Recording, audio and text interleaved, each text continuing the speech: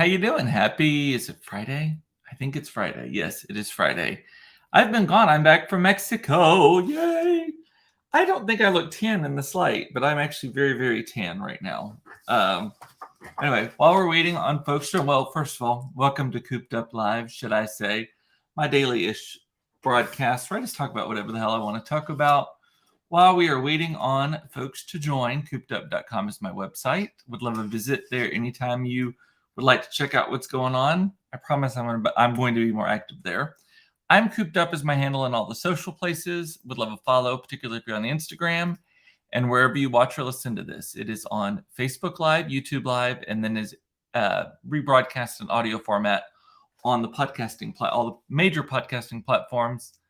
I will get the hang of this shortly, I promise. So click the bell, subscribe, whatever the method is so that you get notified whenever I post new content. So let's get rolling. So we are back from Mexico. We got back very, very, very, very late last night. It was a long day of travel. So our driver picked us up at the resort at 12:10. And this is all, we are sticking in the central time zone on this entire journey, right? Cancun, Puerto Vallarta, which is where we were, all of that are in the central time zone. The Quintana Roo state in Mexico is in the central time zone.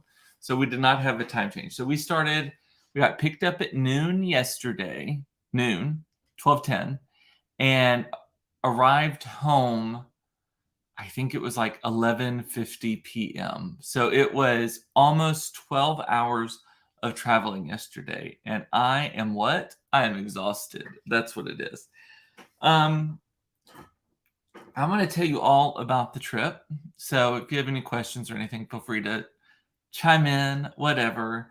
So first of all, we flew Southwest Airlines. I rarely fly Southwest Airlines. Like if I fly Southwest Airlines, it's because I'm going to San Antonio for a meeting or Houston for a meeting or something like that. Rarely am I doing it overnight. Rarely do I have luggage. It's just an in and out kind of thing, right? And it's like a 35-minute flight. So we decided to take Southwest Airlines because we went to Southwest Airlines, swavacations.com, and saw that their deal on this particular resort that we were looking at going to, called the Fives, it was about $1,000 cheaper for the four of us than doing it through aavacations.com, which American Airlines is usually who we fly. And so we're like, let's give it a shot. I was a little nervous. I am not familiar with the boarding process, particularly when you have four people in your group and it's to like jump in because there's no direct flight to Cancun from Dallas. You have to bounce in Houston and do all of that, right? So long story short, had to deal with all of that on Friday, because we flew out on Saturday. And then coming back yet last night, had to do it the day before also. I will tell you, Southwest is fine to me for the short stuff. I will probably not fly Southwest again for a long haul flight like that. A couple of things. One, not knowing where I'm going to sit. I need to, at least if I have a shitty seat, I need to know that I'm going to have a shitty seat and not stress out about it and all of that kind of stuff, right? And the other thing is, I am not sure how much money we actually saved by doing it. I know that the trip cost, the flight and hotel, was about $1,000 cheaper. It was like $900 and something cheaper by booking it through Southwest versus booking it through American Airlines. However, when you add in all the other ancillary costs and stuff, I'm not sure that it was worth switching over. Hey, Sandy, how are you doing? Good to see you. Didn't expect to see me. Yeah, I wasn't expecting to see me either here, but here I am. Anyway, so flying Southwest, again, about $950, $1,000 cheaper for the four of us. But here's the thing. Parking at left field, like twice as expensive as parking at DFW Airport.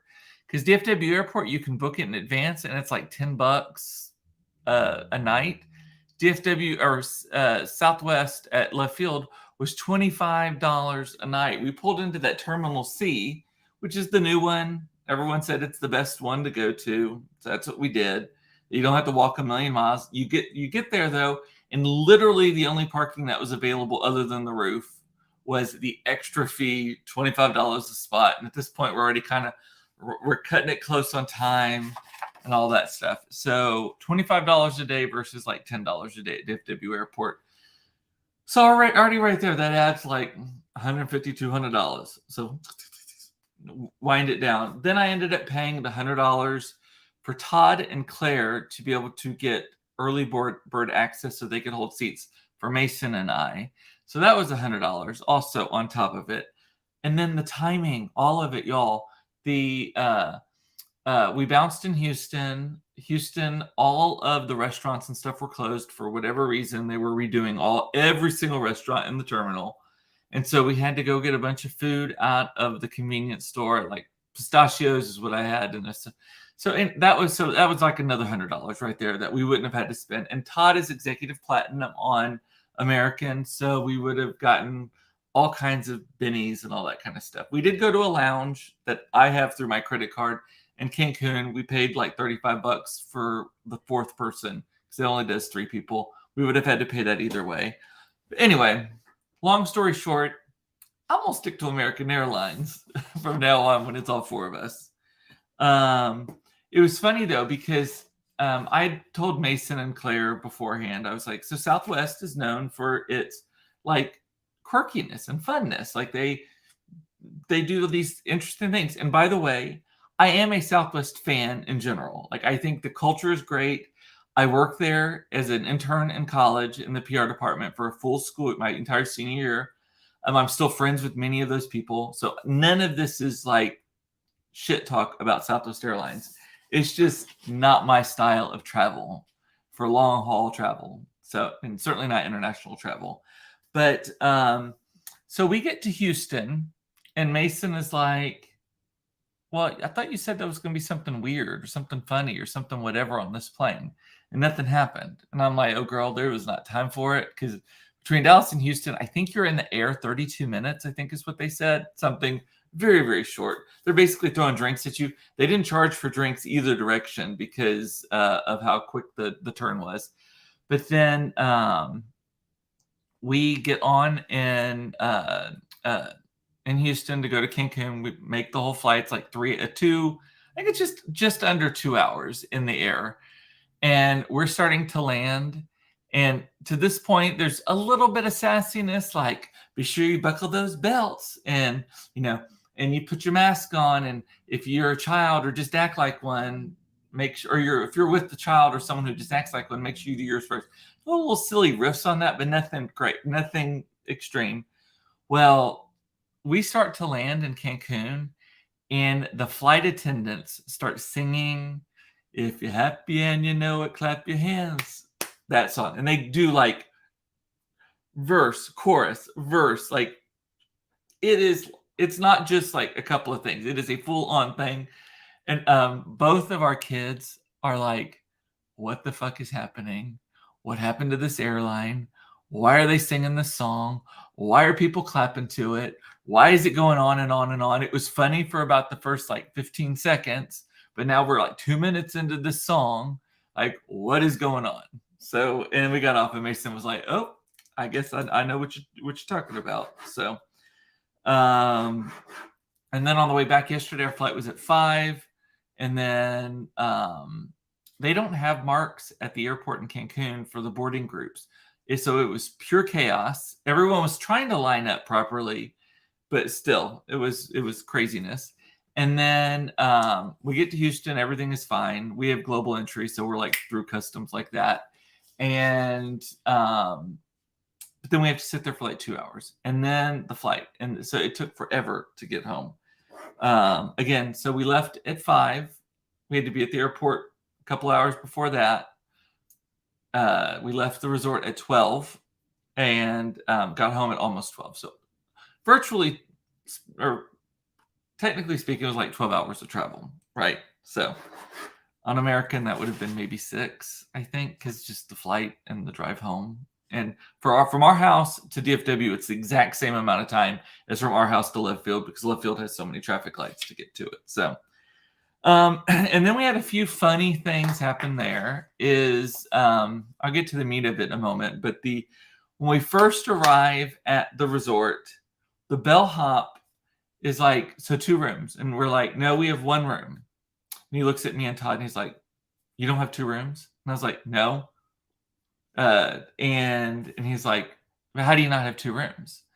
And he's sort of speaking Spanish, sort of speaking English, which is kind of how it goes down there. And he's like, how do you not have 2 rooms? And I'm like, because we don't. We booked one. We booked a suite. And I was like, we have the penthouse suite. It's like a bedroom, a living room, a kitchen, and a rooftop, right? And a hot tub on the rooftop, balconies. It's a very large space. And he's like, but you only have 1 king bed. And we're like, yeah. And the kids are there with us. And I finally go, we're a family. And he goes, a family? No, you're not. You're not a family. And he's not doing it I don't think he's doing it in like this like gay bashing way, like this homophobic way. But I'm like, and he was like, you're not a family. And I was like, yes, we are a family. And I'm sure it's short circuiting his brain. 1, gay couple, 2, white guys with 2 little brown kids, because the kids were getting pissed off that Mason kept saying, I think they're committing microaggressions all over this is the shit that my kids know about. They're committing microaggressions all over the place. Every time we go somewhere, people just come up to us and start speaking Spanish to us like we know Spanish. And I'm like, well, you are in Mexico and you are brown. So why would that not be the case? If I went to Germany and I present as German, why would they not naturally speak to me in German? Unless I'm wearing a t-shirt that says, I don't speak German. And he's just like, someone did it again every day. I was like, they did it again. Someone talked to me in Spanish. And it's not just like, hola, ¿cómo estás? It was like full on, like, blah, blah, blah, like speaking in Spanish. It was just driving them nuts. But anyway, so I think that the bellhop, the bellhop at first was like, no, you're not a family. And again, I don't think it was like, I don't recognize you as a family. It was just his brain was short circuiting about this. But then all of a sudden, this other guy walks up and he goes, hello, family, like that. And then after that point, every place we went, and maybe they did this to everybody, I don't know. Or maybe they just all got a memo. We got some big old homosexuals on campus. One of them's got painted fingernails and a fake ass tan. And they're a family. Get on board with it, because everywhere we went, after we would walk into a restaurant, we would walk into wherever we went in, at the beach, all this kind of stuff. Hello, family. Hello, family. Exactly the same. It cracked us up. That made us laugh. And then, so welcome to Texas. Don't take an allergy pill for a week in Mexico. You land in Houston and suddenly your lungs start to collapse from the allergens. And then you get to Dallas, and by the time you're home, you were hacking up your left lung because of all the allergens. So I am like chugging water today, took my Claritin this morning, all of that. The funny thing, and here's kind of the meat of all these stories, it just took me 13 minutes to get to it, is that Todd has been joking that we did, especially Claire and I, did everything in our power to not survive this trip. So we did a couple of things that, in hindsight, like, maybe that wasn't such a long thing. Eric is saying, any trip with a layover in Houston is a no-go for me. Yeah. I am now a member of that club, card carrying. And it was Houston Hobby, which is not a terrible airport. Actually, it's sort of like left field before left field renovated. But so Claire and I in particular did everything possible we could to not survive this trip.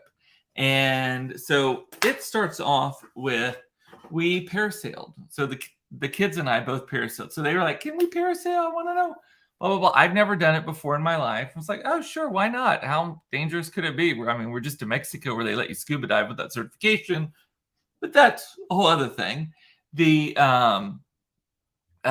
So go up to one of the guys, because they just walk the beach, because the beaches are public. Even if you're on the resorts have like ropes that and guards. And so if you're behind the rope, you're on the resort. If you're in front of the rope, you are on the other side of the rope, you're on the beach and in the water, and it's just public.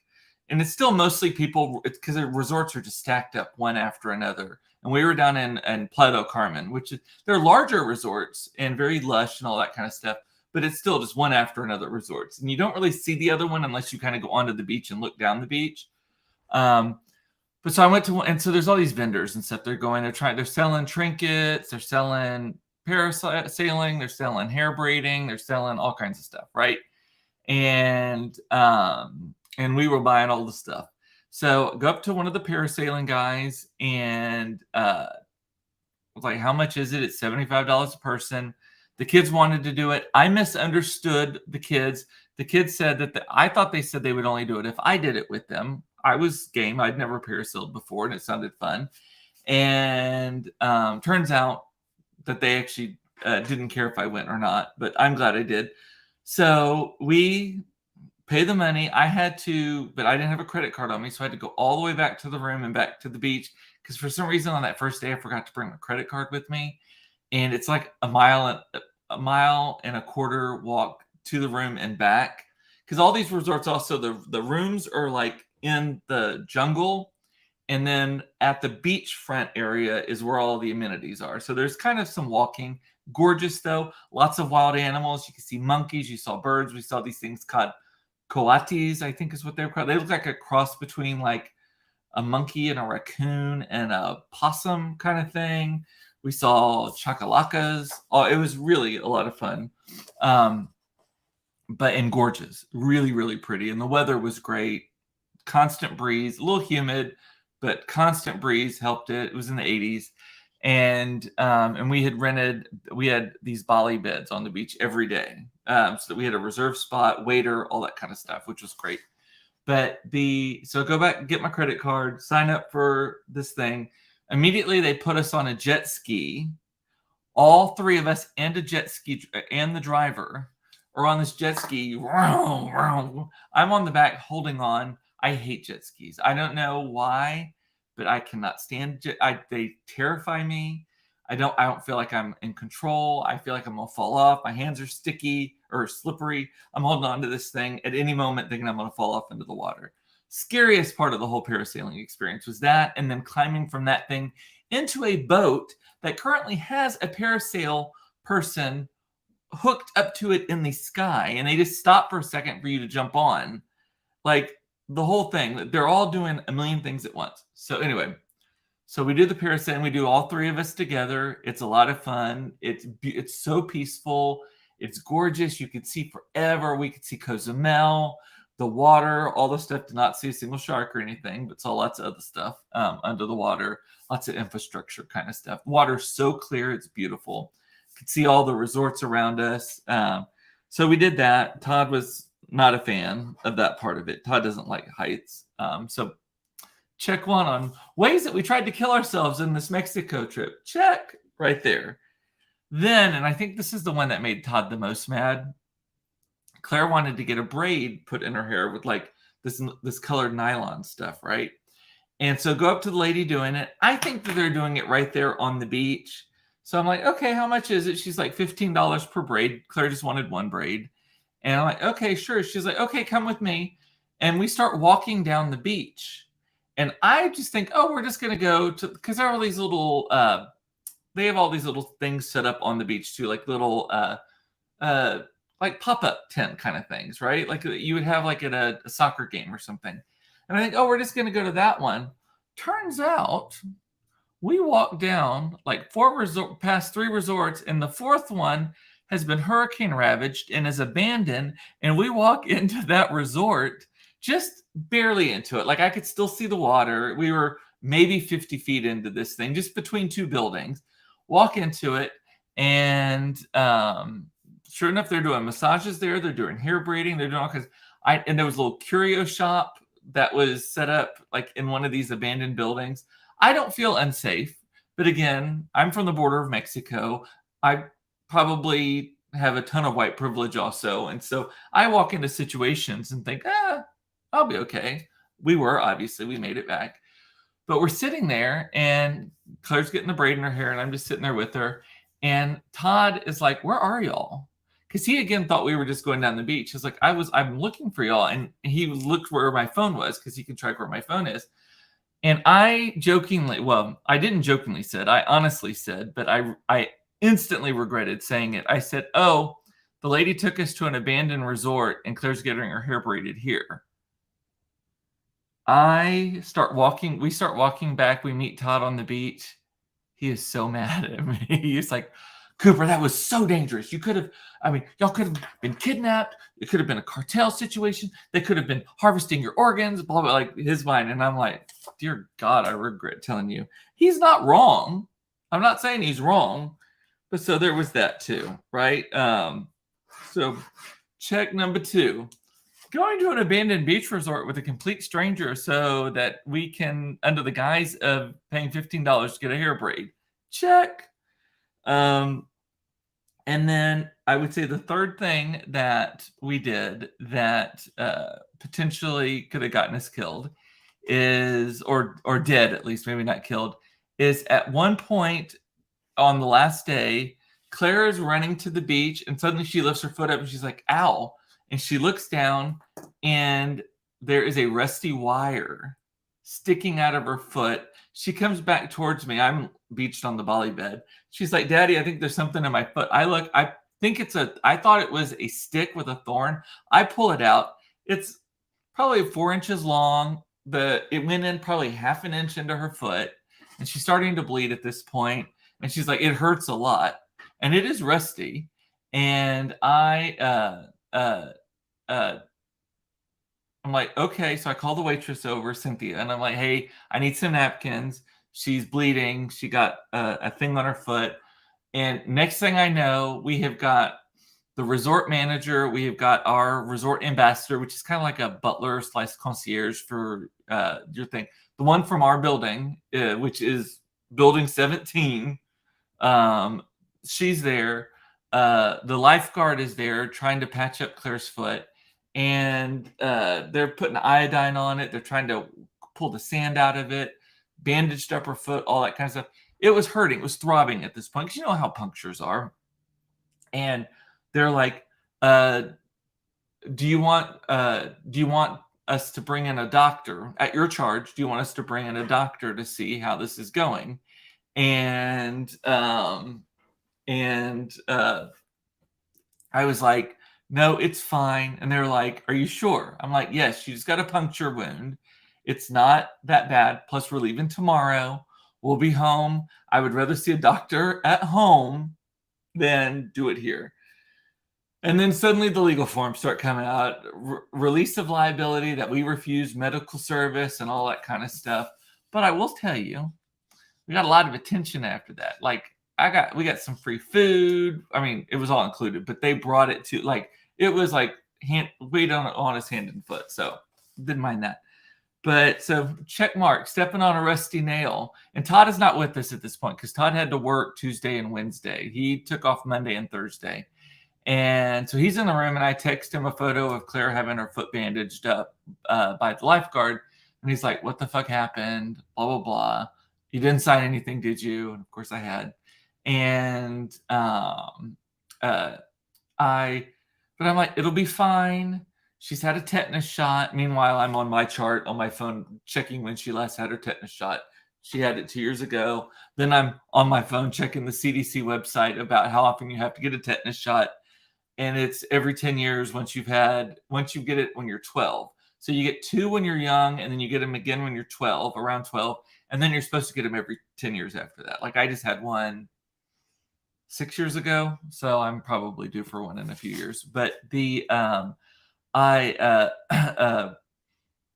checking that, and I was like, Todd, I don't know. I would rather, if it's going to get infected, it's going to take a few days to get infected, and we're going to be back at home. So we're checking on it. We're looking at it. It's fine now, so far at least. Claire's like able to walk on it. So yeah, Eric's saying, I don't remember the last time I had a tetanus shot. Yeah, it's you're supposed to get them every 10 years. Most adults don't, though. I think the only reason I got it is I went to the Cooper Clinic, and they just fill you up full of all the vaccines. And they can check your levels, too. Cooper Clinic is amazing. Like, they were able to tell that my hepatitis shot for when we went to Africa, that I got only the first 2 of the battery of 3 shots. They could tell by my blood test that I only had the first 2 shots, and I never got the third one. And so it's shocking, like how good they can do that. But anyway, but I'm checking it, and we're all good. We're checking on it, but check mark number 3, ways to get killed. And then the last funny thing that happened on the trip, and I didn't even know about this until we're eating dinner last night, and the kid Mason starts talking about that guy in the ocean, because they were just going into the water. There was a little protected bay. There was like a wave break, and they're old enough to play in it, and there's lifeguards there and all that kind of stuff. And I'm not the parent who's like eyes on kids at all times. I'm like, they're fine. And again, Claire's fully 14. Mason will be 14 in like 2 weeks. So they're okay.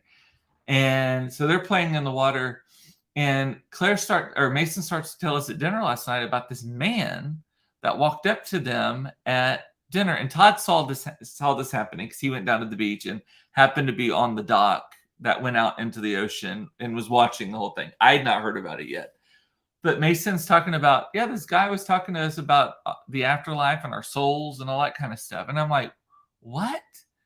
And he's like, this guy, he's American. He even had the guy's name. Like Mason remembered his name. It's on my phone. I kept it just in case I needed it. And I'm going to say it out loud here just so that I remember it in case I need to come back to this and lose it. But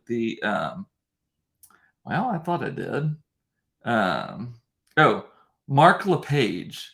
So some guy named Mark LePage he's an American who moved down there. He's an attorney, and he's a Jehovah's Witness. And Mason goes, he was talking about the afterlife and if we've been saved and all that kind of stuff. And then he said that we should go to jw.org. And I was like, he's Jehovah's Witness. That's what it is. Jehovah's Witness. And he's like, what the hell's that? And I'm like, well, Michael Jackson was one. But that's a whole other thing. Explain to them what Jehovah's Witnesses are and all that kind of stuff, how they actually are not supportive of our family type and all that kind of stuff. But I'm like, who the fuck walks up to 13-year-old, 14-year-old kids in the ocean, big old fat white guy walking up to 2 little brown kids in the ocean and starts preaching to them? Like, I just do not understand that. Like, I don't think that the kids were unsafe in that situation, but still, I was like, whatever. So, of course, I looked up this guy, and he looks like Marlon Brando, and like late Marlon Brando, like creepy, swollen Marlon Brando. So add that to kind of like, is that 3.5 on the list of crazy things that happened down there? It was a great trip. I'm just telling you the funny, fucked up highlights, because that's what I like to focus on. Food was okay. I do think that Mexican resorts are very, very fast and loose with the star ratings. They had all the plaques and stuff saying it's 5-star. It was a solid 4, which is fine. 4-star resort is still wonderful. Also, I am now fully aware that Americans oversalt their food because everything needed salt. That other than the tacos that we got on the beach. So that was the best food. Our resort had this guy just making tacos on the beach, and they were the best food in the place. That, and they had a hamburger stand also that I swear my cholesterol has gone up like tenfold, because they had to have been using like 60-40 beef, if it was even beef, for these hamburgers, because they were so good. It was so juicy. Oh, it was so good. I managed to only gain like 2 pounds, which I'm very happy about. I'll be able to lose those in the next 2 weeks or so, because I've lost 35 pounds.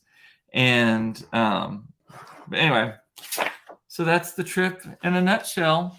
Hope you enjoyed that. I think I got all the comments. Y'all are a very quiet group today, because I'm sure that none of you thought I was going to be on. That's what we're going to go with.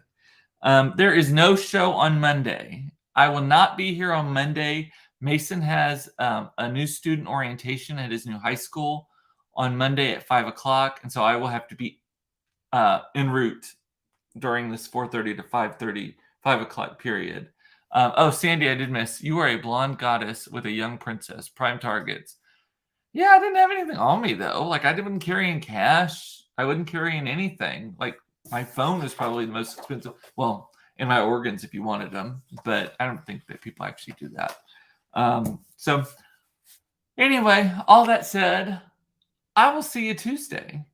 I love you. It's important to know you were loved. I love that you watched this. Thank you so much. I needed the therapy after a week away. And I still have more to talk about. I have a list going, but I'll revisit that on a Tuesday when I see it. So take care of yourself. Don't should yourself to death. No good comes from should. Have a great weekend, and I will see you Tuesday at 4:30 for another episode of Cooped Up Live. Should I say bye?